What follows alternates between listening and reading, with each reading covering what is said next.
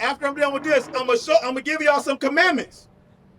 And I don't want none of y'all to get upset. Not your pastor? Not Pastor Bennett, no. He teaches, he crosses the line. I'm gonna show you something, sis, because barriers. And when I say that, he says things that technically is not permitted, okay, but it's the truth. I don't want y'all to be afraid to speak truth, because for far too long we've been docile. We've been docile in the Christian church, because guess what? The pastor, he will never speak truth to you. He will never tell you that we are the Israelites. The American culture or the hip-hop culture.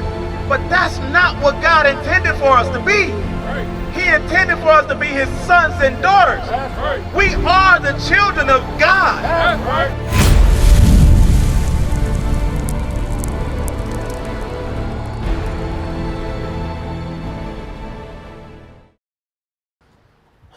I want everybody, hey, sorry, you can put that down. I want everybody to take a look at this sign.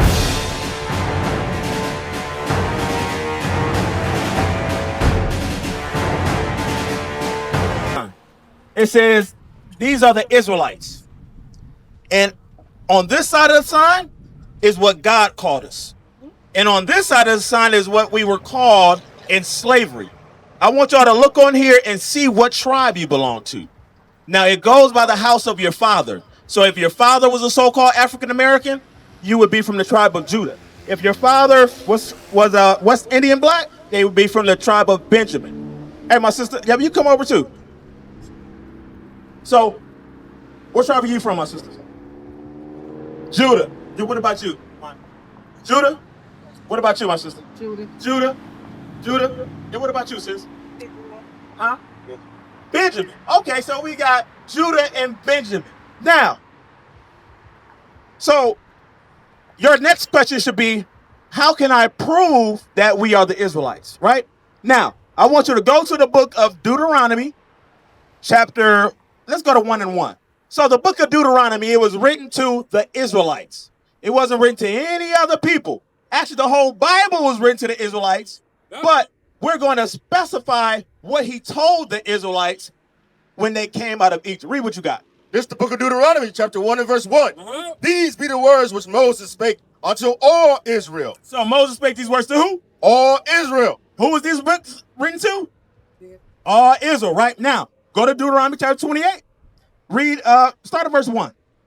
This is the book of Deuteronomy, chapter 28 and verse 1. And it shall come to pass, if thou shalt hearken diligently unto the voice of the Lord thy God, to observe and to do all his commandments, which I command thee this day, that the Lord thy God will set thee on high above all nations of the earth. So, we were commissioned to keep the commandments.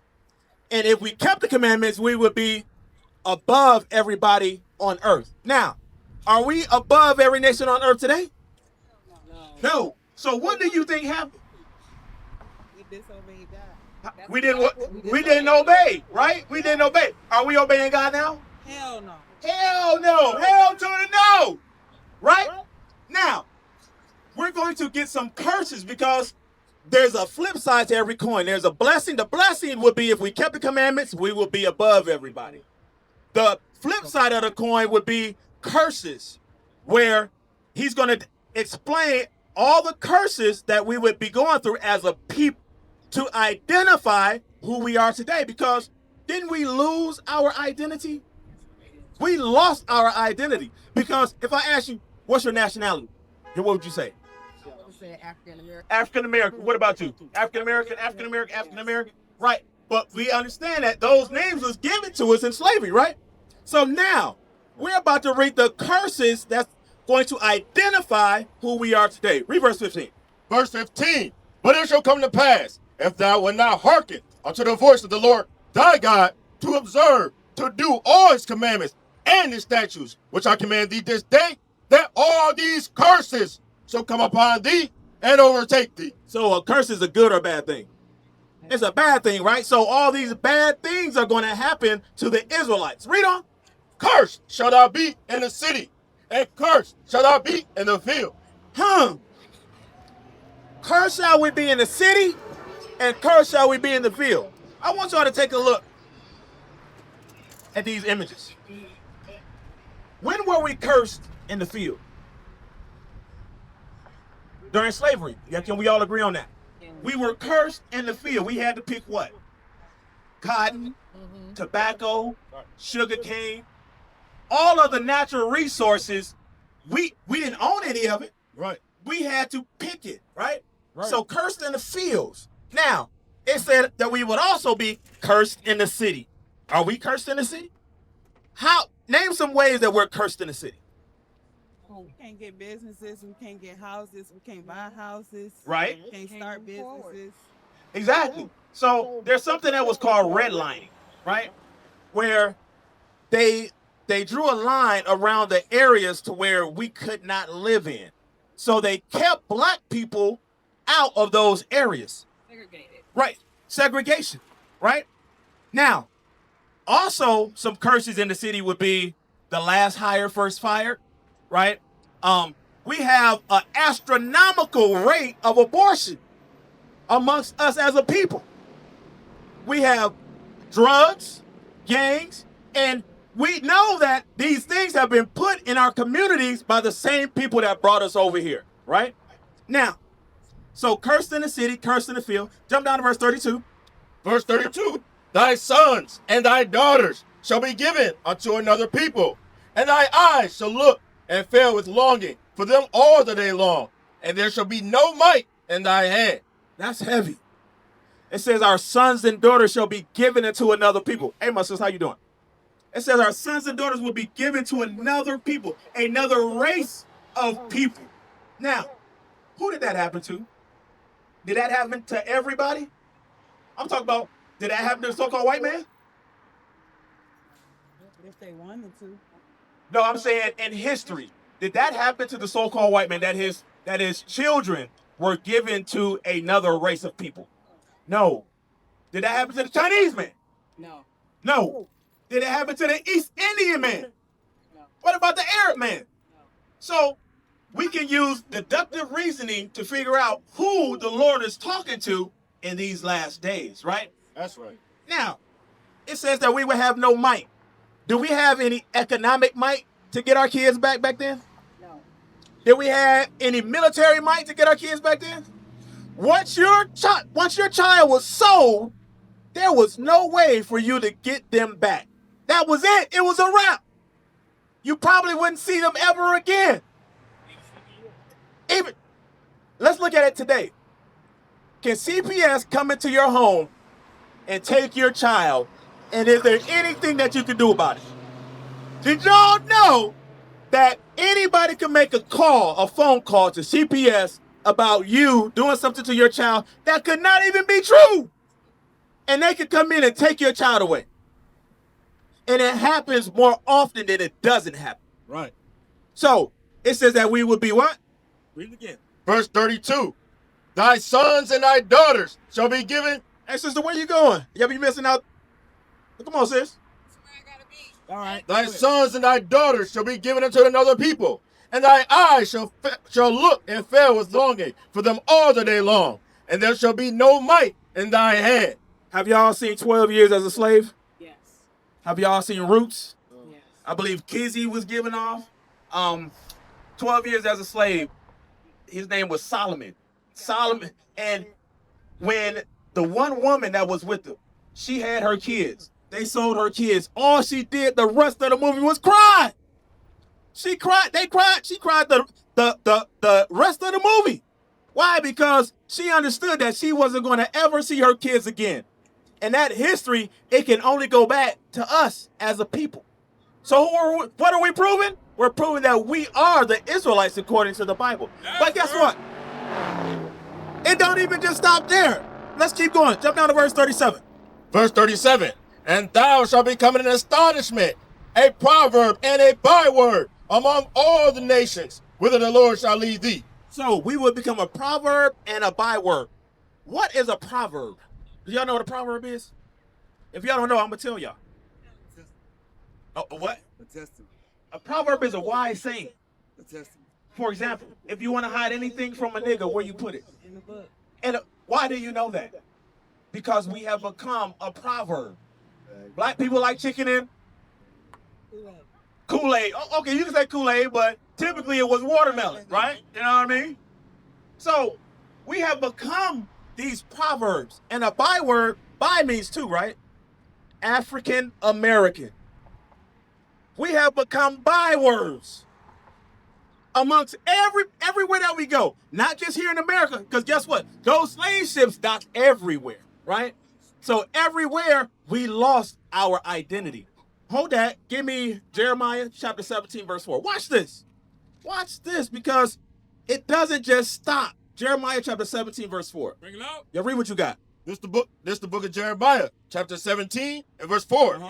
And thou, even thyself, shalt discontinue from thine heritage that I gave thee. So it says that we would discontinue from our heritage. What comes with a heritage? That's yours. Something that's yours. But I want y'all to be more specific. What comes with a heritage? Do we have a heritage as so-called black people? DNA. Huh? DNA. DNA is not a heritage. DNA, that's what makes you you. A heritage. What comes with a heritage? You inherit your DNA. Huh? Right? Land could come with a heritage, but I'm looking for more like a language. Do we have a black language? Or what you used to eat? Like your culture. Your culture. What culture do we have? Because a lot of times you'll hear people say, do it for the culture. What culture are they talking about? Ghetto culture, right. The American culture or the hip-hop culture. But that's not what God intended for us to be. Right. He intended for us to be his sons and daughters. That's right. We are the children of God. That's right. That's what y'all have to understand. Now, everybody's not a child of God. I'm saying this for a reason, and I'm going to prove what I'm saying. But before I do that, I want you to go back. Go back to Deuteronomy. And jump over to verse 48. Verse 48. Therefore shalt thou serve thine enemies. So, because we didn't want to do what? We obey and keep what? His commandments. Keep his commandments. Read. Therefore shalt thou serve thine enemies. Who are we serving today? Who is our what? Our enemy. That's Right. Right. I don't want y'all to be afraid to speak truth, because for far too long, we've been docile. We've been docile in the Christian church, because guess what? The pastor, he will never speak truth to you. Right. He will never tell you that we are the Israelites. Right. He will never tell you that we have to keep the commandments of God. Right. He will never tell you that Jesus Christ is a so-called black man. That's right. He won't tell you that, because he's been indoctrinated with this right here. He won't go to the book of Revelations. Why? Because he doesn't want you to know. Because he's the one that teaches you color doesn't matter. Right. But he was taught that. What you got? Not what pastor. Not your pastor? Not Pastor Minnick, no. He teaches, he crosses the line. I'm going to show you something, sis, Or because barriers. And when I say that, he says things that technically is not permitted, Okay. but it's the truth. I'm going to show you something, sis, He's the because truth. And he is the one, he said exactly what you're saying now. okay, I'm going to show you something. I'm going to actually show you something that he's not telling you, because you do understand that we have to keep the commandments of God, right? Absolutely. Okay, so after I'm done with this, I'm gonna give y'all some commandments, and I don't want none of y'all to get upset, because guess what? Sometimes the truth what? The truth hurts. But guess what? If you take it as medicine, it's supposed to be good for you, right? Right. If you apply it, you can always have medicine on the shelf, but never take it, and you remain sick, right? But when you take the medicine, it may taste nasty at first, but it's going to heal your body, right? Read on. Therefore shalt thou serve thine enemies, which the Lord shall send against thee, and hunger. So we have to serve our enemies in hunger. So when we hungry, where do we typically go to eat? McDonald's. Do we own McDonald's? No. Who owns it? White man. Our enemies. KFC. Who owns that? White man. That was stolen. Our enemies. Well, they say the original recipe, right? It was stolen. Right. So, the grocery stores. How many black-owned grocery stores do we have? Barely any, right? But even that, do you think that they get all of their produce and products from other black people? No, so we have to go to our enemies for that. So it says in hunger and in what? And in thirst. When you're thirsty, who do you go to for water? The gas station, the grocery stores. Because guess what? We don't produce Lusani. We don't produce Fiji. Spring Mountain or Mountain Spring, whatever. Even the water that comes through your faucet. Last time I checked, water was a free natural resource. Right. You have to pay for it. Certain places it's illegal to catch rainwater. I don't know if y'all knew that, but the water that comes out of your faucet, who do you pay your money to for that? Right, the water company, right? You gotta. Who owns that? Somebody else. So-called white man, right? So what we're showing you is that we are living under these curses and we're serving our enemies because we did what? We disobeyed. We disobeyed. Now, some people can say, well, you know what, the Irish, I've heard this before. The Irish, they went through the same things, but let's see what the Bible says. Jump over to verse 68. The book of Deuteronomy, chapter 28, verse 68. Read. Verse 68. And the Lord shall bring thee into Egypt again with ships. So now it says the Lord, he's going to bring these same people on the sign. We haven't left the book of Deuteronomy. He says they're going to bring them into Egypt. What were we doing in Egypt? Are y'all familiar with Moses? He said, let my people go. What were they doing before? They were what? They were slaves. They were slaves, right? They were in hard bondage. But let's find out what the definition of Egypt means. Read what you got. This is the book of Exodus, chapter 20 and verse 2. I am the Lord thy God, which have brought thee out of the land of Egypt, out of the house of bondage. What does Egypt mean? House of what? House of bondage or captivity. Now, we have an understanding of what the Lord is talking about bringing us back into Egypt again, because the first time we walked out of Egypt, right?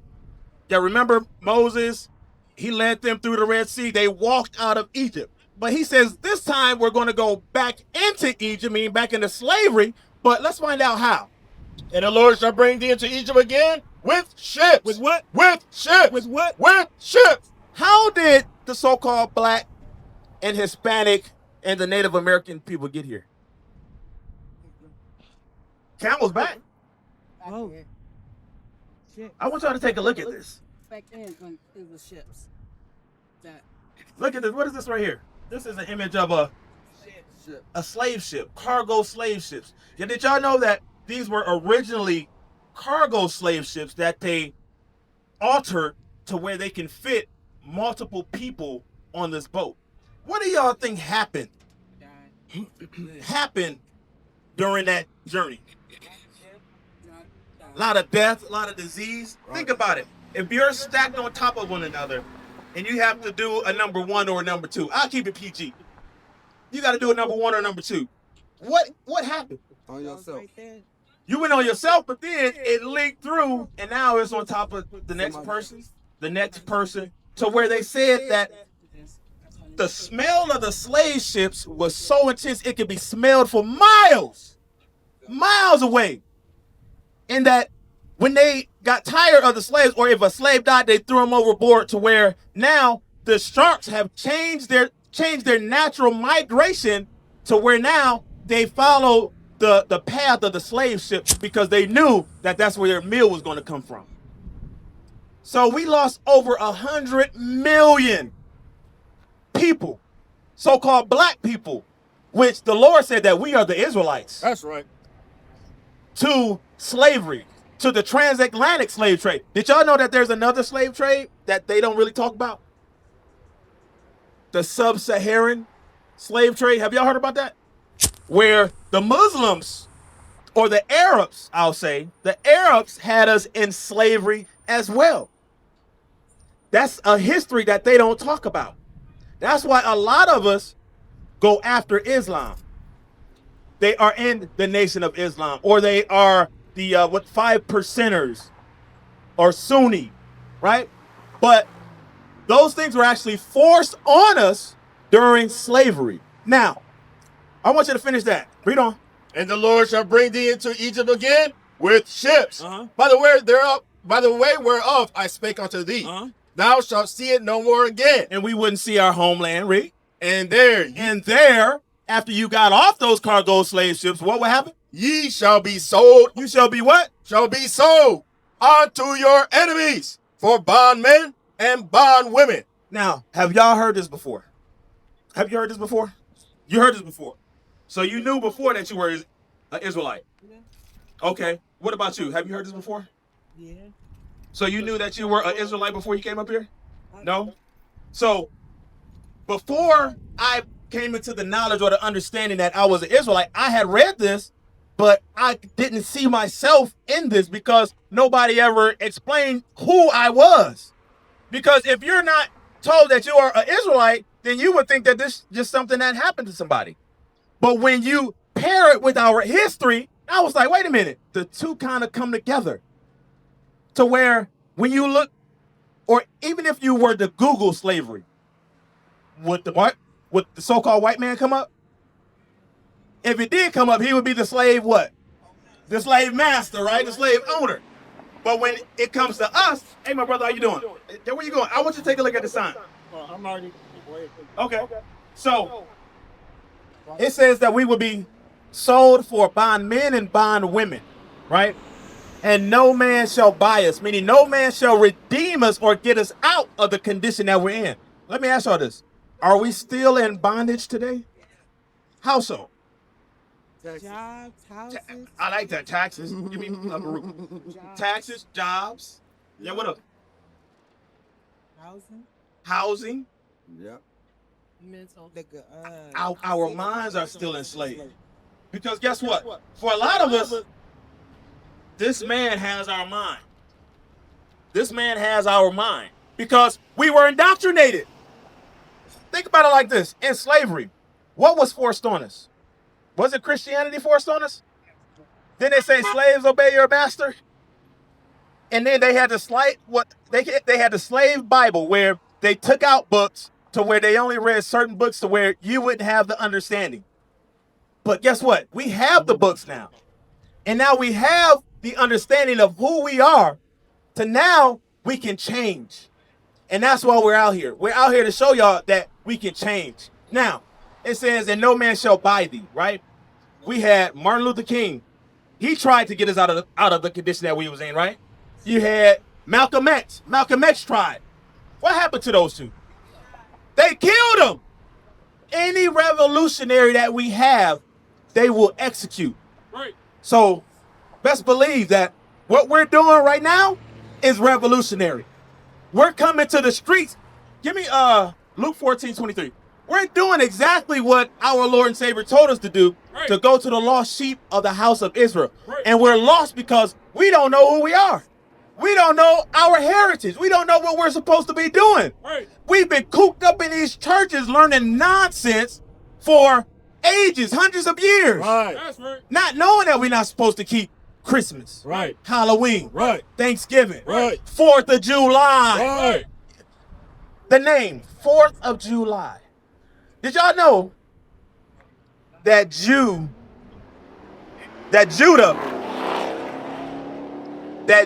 is short for Judah? Jew, Jew, is short for Judah. So if you say that you are an American black, what are you saying? You are the what? You are the Jew. But wait a That's minute. right. Wait a minute.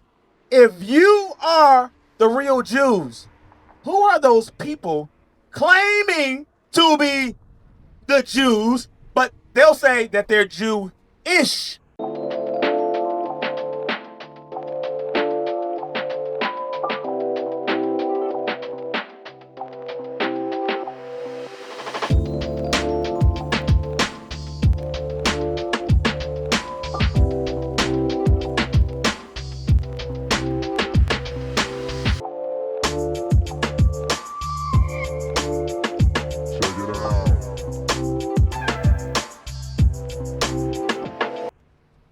They'll say that they're Jewish, right? What does that mean? Hey, what's going on, bro? Jewish. if you put ish on the end of anything, what are you saying? Are you saying that it's the real thing, or is something like sort of to Sort of similar, right? Similar, but not the real thing. Not the real thing, right? Now, Somewhat. yeah, somewhat. Wanna be. But they're saying that they're Jewish, so they're actually telling you who they are. They're not the real Jews. The real Jews are the ones that had their culture stripped from them, their language stripped from them, their history stripped from them, and they were renamed and changed, calling themselves African American, calling themselves West Indians, calling themselves Mexican, Native American Indians. God called us the Israelites. That's right. That's what he called us. Now, what I got you holding? Luke 14:23. Watch this. This is the book of Luke, chapter 14, verse 23. And the Lord said unto the servant, go out into the highways and hedges. I want you to go to work. Yeah, hold on real quick. Go out into the highway and hedges and compel them to come in. It says, go out into the highways and the hedges. Right now, we're in the highways and the hedges where our people are. And we're compelling y'all to come in, meaning what? To change. Keep God's commandments in the faith of Christ, right? Now, you said that your pastor teaches you about the Israelites? Yes, and we know, and I know that God is black. Okay, and what church you go to? Mount Pleasant. Mount Pleasant? Yes. Okay. Now, I'm going to read a scripture for you. And I want you to tell me whether or not you're going to do it, because why did we go into slavery? Disobeying. You disobeyed. Disobeying, right? Disobeying what? The commandments, right? The laws. All right, read what you got. This is the book of Deuteronomy, chapter 22 and verse 5. The woman shall not wear that which pertaineth unto a man, neither shall a man put on a woman's garment. For all that do so are abomination unto the Lord thy God. So now, what does that mean? What that means? Yeah. It's just women should be women and men. Okay, this was very specific. It says that a woman shall not wear what? Men clothes, right? Did you say a louder, my sister? Women should wear dresses or not pants. Okay, so it was very clear. Because think about it like this. The early 1900s, did women wear pants? No. So women knew back then that there was a difference between how a woman dresses and how a man dresses. But today, feminism, and I want to say it was during World War II, where all the men went off to war and the woman filled the factories. So now they were doing the jobs of a man, and they started wearing the pants, the overalls, and things like that. And then they said, whatever you can do, I can do better. That's where feminism started to rise up. Among Caucasians. Amongst us too. Because guess what? It started with Amelia Bloomer. Right. Amelia Bloomer, she was a so-called white woman. She was the one that started wearing the pants, which is called bloomers. Now, that passed on to our people as well, because we like to imitate what our oppressor do. Yes, we are followers. But now it's time for you to follow God. So now you know. What should you be wearing? Dresses. Look at Yeah, look at her face. What should you be wearing, sis? I want to wear dresses. I work in the factory. Okay. To. I got you. Yep, I got a script for you. But y'all aren't in. Y'all not at work right now. I'm not lying, I'm very honest. Are you gonna do it? I wear dresses on Sundays. I wear church. Oh, that's another thing. Where did God tell us to go to church on Sunday? Bring it up. On the rest day. What day is the rest day? Sunday. Now, I don't want to stray too far, but I just want to put that in your mind, because we coming back to that. But the pants, you say you only wear dresses on Sunday, Yes. but God didn't say only wear it on Sundays. That should be your everyday attire. Bring it up. That's the question. But what if?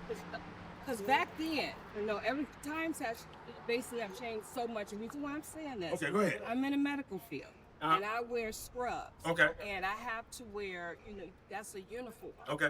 And you have to wear uniforms, in the field that I'm in. Uh-huh. So it kind of eliminates, as far as wearing dresses, because we can't. Okay. Now, she said because she's in the medical field, that when she's at work, she can't wear a dress. But guess what?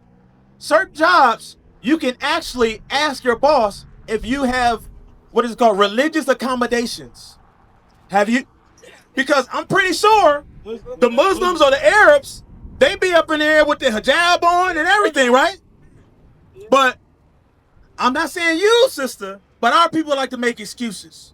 No, it's true. Damn. Very true. Well, I'm just saying, right? So what we have to do is ask for religious accommodations to be able to wear dresses while at work. Now, let's say they say no, right? So then this is what you do. Damn. Damn. Before you go into, or I'm sorry, after you get off work, you change your clothes. You change your attire. You put that modest dress on, because that's what we're supposed to wear. Clothes that are modest, not things that are revealing. I agree. But these are the laws of God. This is one of the reasons why we're in the bottom of society today. That is particularly a reason why we have the highest level of single-parent households in the world, because of the way our sisters dress. Y'all agree? Oh, you got it? Y'all read what you got?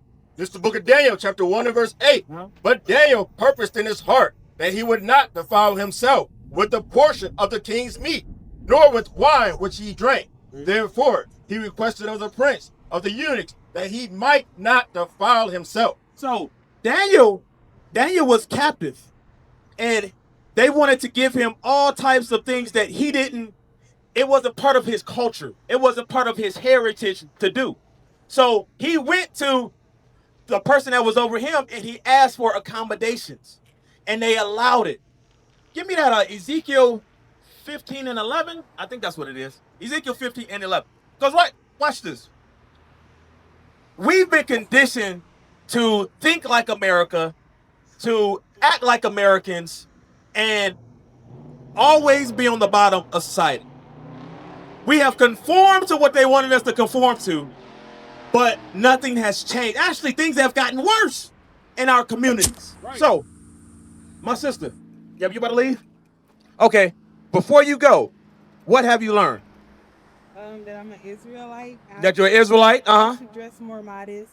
Uh-huh. And I do want to start following. Do you have modest attire? No. No? So, can you purchase modest attire? What does modest mean? To me, I guess it means to preserve yourself. 1 Timothy 2 and 9. To preserve yourself. Yeah, my sister, where you going? You about to go home? It's the Sabbath day. You know it's the Sabbath day? Yeah, I'm not going home. You about to go where? Over there, right? I will come back. Okay.